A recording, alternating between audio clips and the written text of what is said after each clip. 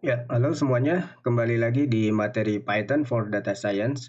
Oke, pada video kali ini kita akan membahas mengenai pembuatan program menentukan bilangan, apakah dia bilangan genap atau bilangan ganjil. Ya, ini adalah program genap ganjil yang akan kita buat. Namun sebelumnya, kita harus mengenal terlebih dahulu apa yang dimaksud dengan genap dan apa yang dimaksud dengan ganjil agar nanti kita dalam membuat programnya itu lebih mudah. Nah, berikut ini adalah definisi daripada bilangan genap. Nah, bilangan genap itu sendiri itu merupakan suatu bilangan bulat yang kalau dibagi dengan dua, ya, dia tidak akan tidak memiliki sisa, ya, tidak ada sisa atau bahkan dia tetap merupakan suatu bilangan bulat, begitu. Jadi tidak berubah menjadi pecahan, melainkan itu akan tetap sebagai bilangan bulat.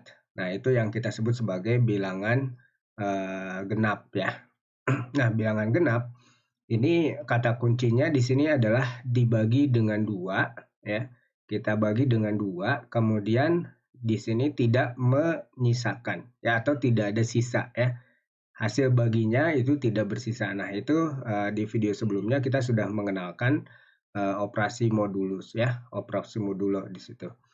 Nah, kita nanti akan memanfaatkan operasi ini untuk menentukan ganjil dan genap. Nah, ini bilangan genap, ya.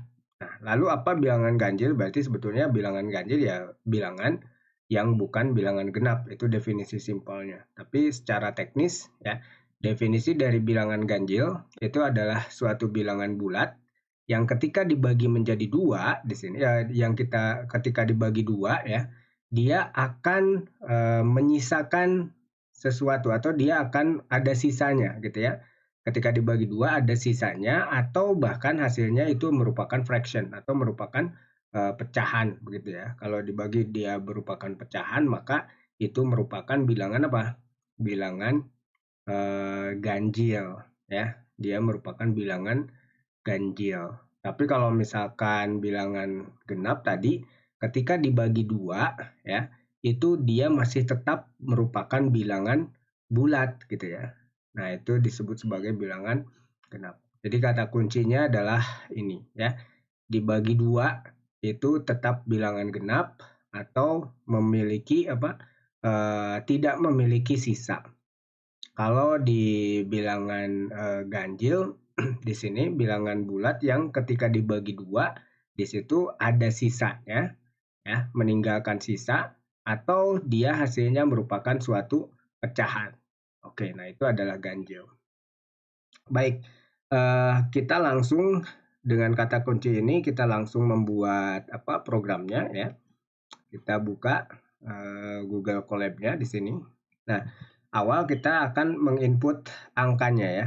Angka yang akan kita cek, misalkan kita simpan dalam suatu variabel. Variabelnya adalah angka misalkan. Ya, katakanlah ini adalah angka sama dengan kita cek di sini misalkan angka 7 dulu, ya. Angka 7. Oke, kemudian dari sini kita gunakan struktur pemilihan kontrol, ya. Waktu di video sebelumnya sudah ada mengenai struktur kontrol, ini sekaligus aplikasinya.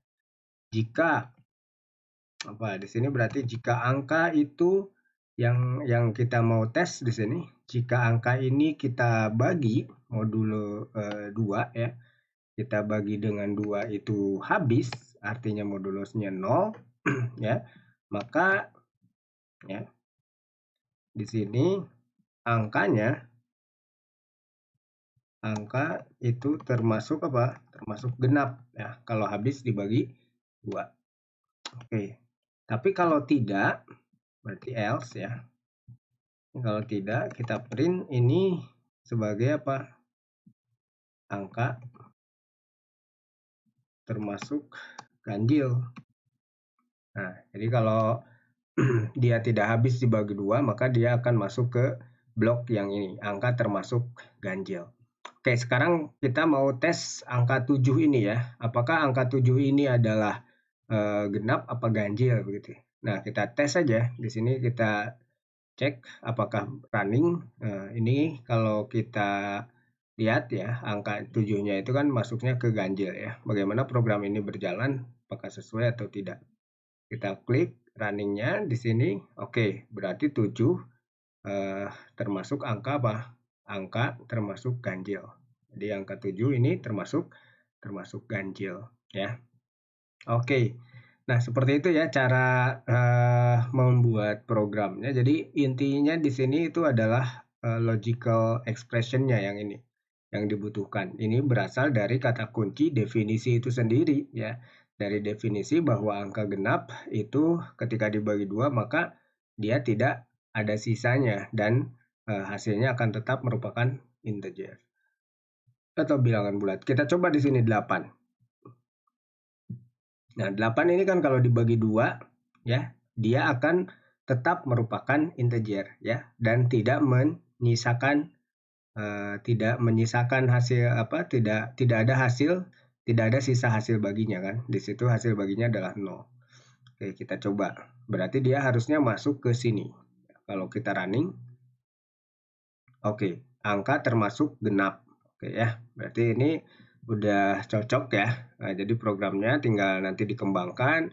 Ya, kita bisa input dari keyboard misalkan ya, atau menampilkan angka dan lain-lain. Ya itu nanti kita akan kembangkan dan akan kita modifikasi setelah materi-materi yang lain sudah disampaikan.